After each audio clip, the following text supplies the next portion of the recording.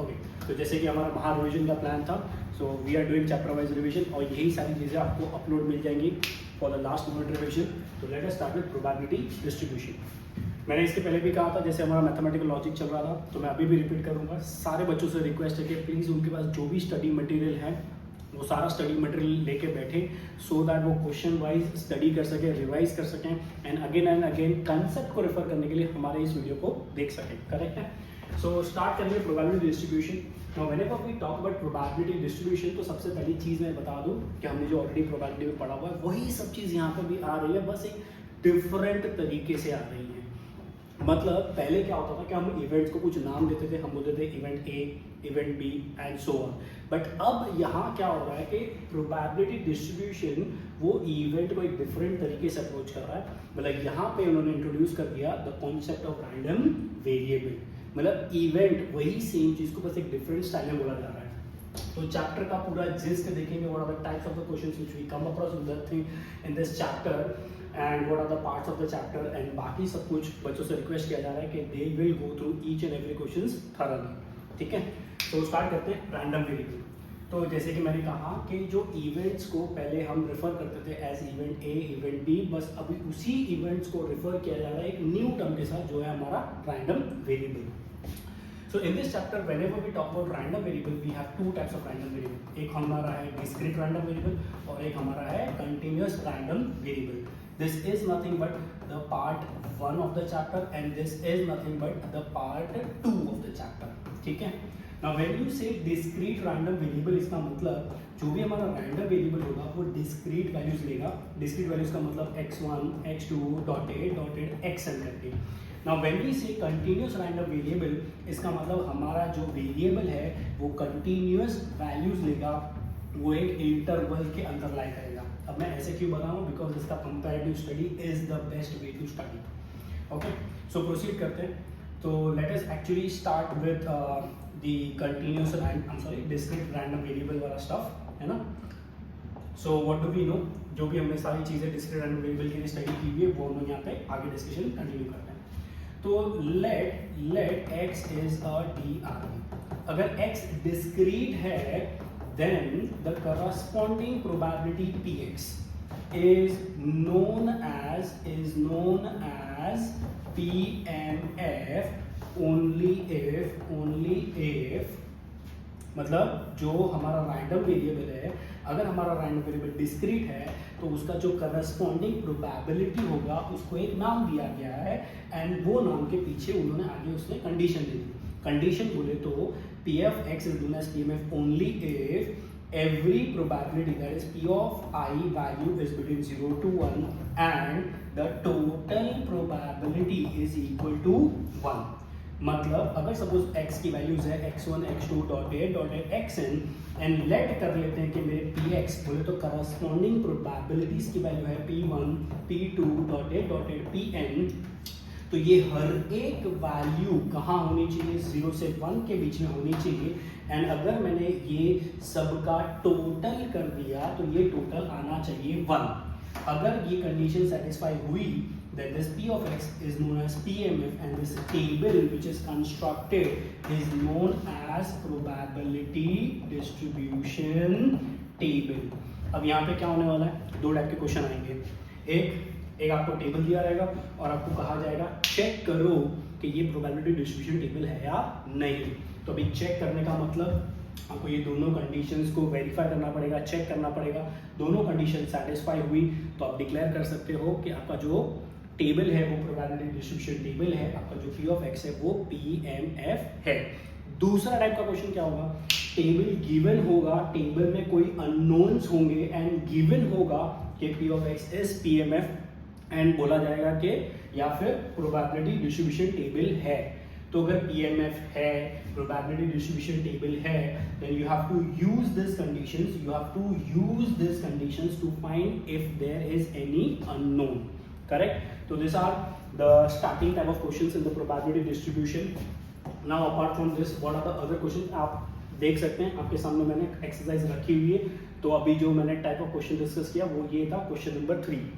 तो स्टार्टिंग के कुछ क्वेश्चंस आप देख सकते हो जहाँ पे एक्सपेरिमेंट दिया गया है, उसके बाद डेफिनेशन दिया गया है और हमारा रैंडम वेरिएबल क्या वैल्यू ले सकता है, सिर्फ हमको वो आंसर करना है। जैसे कि एक्सरसाइज 7.1 का question number 1, what is the question telling you? Question ऐसा बोल रहा है कि let us x represent the difference between the number of heads and the number of tails obtained when a coin is tossed 6 times. When a coin is tossed what? 6 times. अगर मैंने 6 times एक coin को toss किया, correct है? अगर 6 time मैंने एक coin को टॉस किया, इसका मतलब इन एनी आउटकम क्या होगा? 6 हेड एंड 0 टेल्स मिलेगा, 5 हेड एंड 1 टेल मिलेगा, 4 हेड एंड 2 टेल्स मिलेगा, देन क्या हो सकता है, एंड सो ऑन और लास्ट में आ जाएगा 0 head and what 1 tail. Now what is x representing here? X is representing the difference. X is representing the difference between what? Between the number of heads and the number of tails. Correct? मतलब आपको जो भी outcome मिला उसमें number of head minus number of tail करेंगे तो जो value आएगा वो वैल्यू हमको लिखना है, द वैल्यू ऑफ x. तो 6 माइनस 0 कितना आ रहा है? 6. 5 माइनस 1 कितना आ रहा है? 5.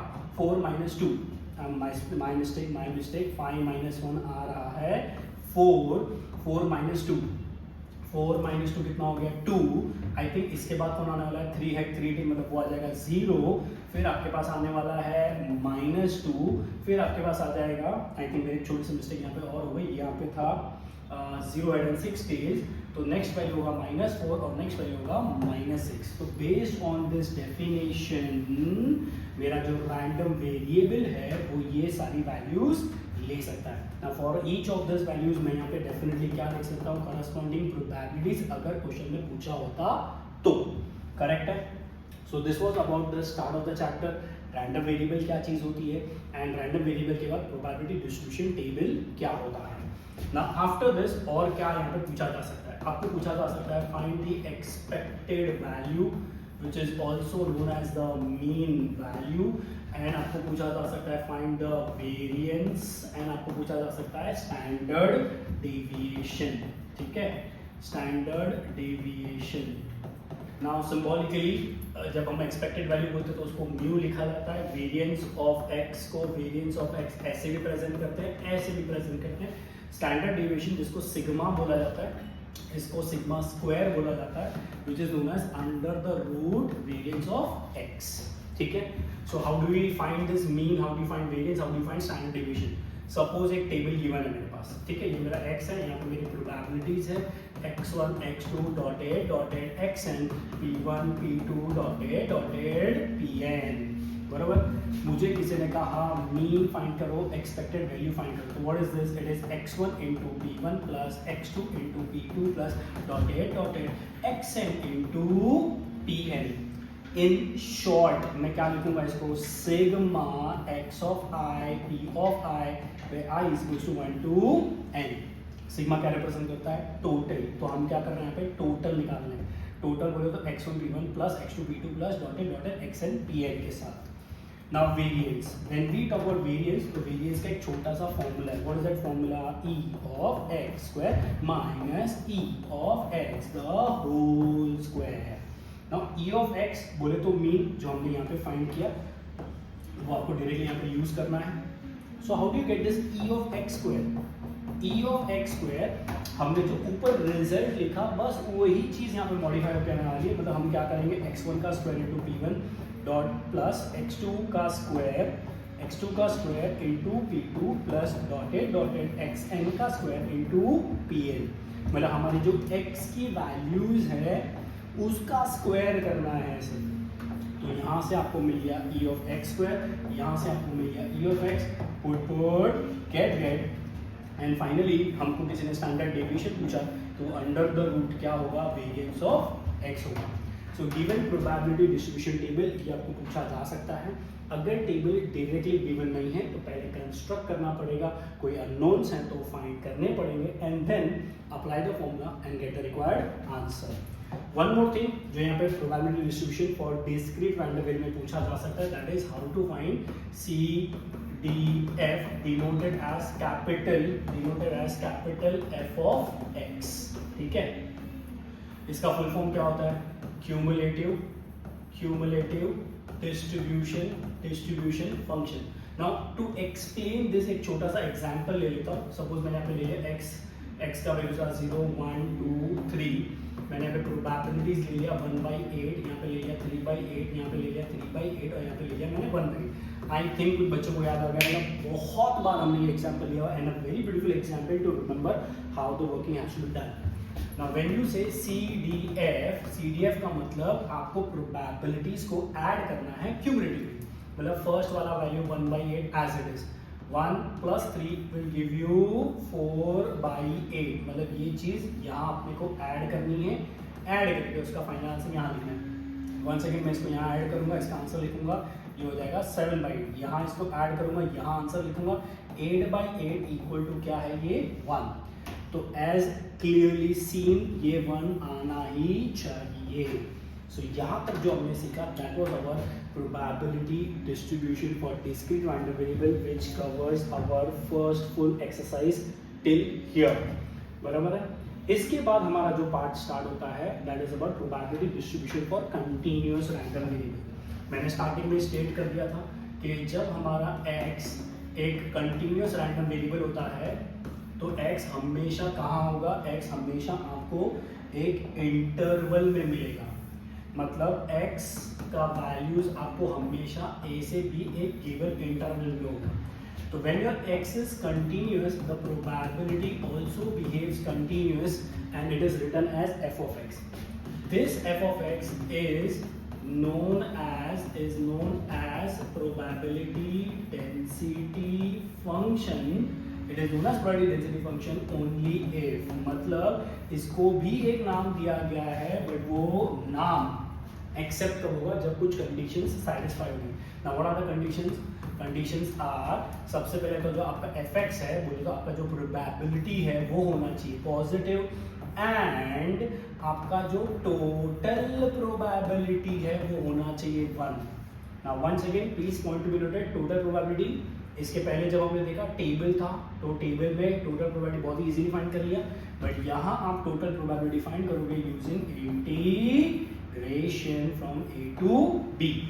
हमारा जो fx है वो इस इंटरवल के लिए डिफाइंड है, तो जो इंटीग्रेशन होगा वो a से b तक ही होगा एंड a से b का जो इंटीग्रेशन है वो क्या आना चाहिए? 1। तो again as definitely clearly seen, दो टाइप के क्वेश्चन आएंगे।